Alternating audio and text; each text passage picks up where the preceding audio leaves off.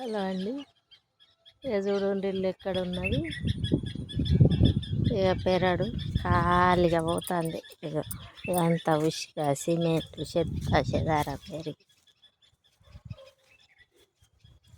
జంగల్ జంగల్ అయినట్టు అయిందండి. ఇక్కడ నుంచి మంచిగా 2-3 ఎకరాల దాకా ఉంటుందండి. 3 ఎకరాల దాకా ఉత్తగానే పోతుంది వేస్ట్గా.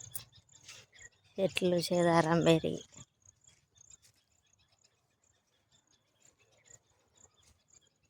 చూడండి. ఇక తాడి చెట్టు ఇది మా పెరట్లోనే ఉన్నదండి.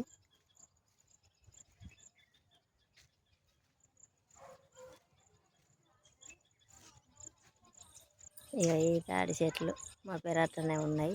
అక్కడ చెట్ల వరకు ఉన్నదండి. అక్కడి నుంచి అక్కడ దాకా పోలేను. తాటి కాయలు కూడా ఉన్నాయి చెట్లకు.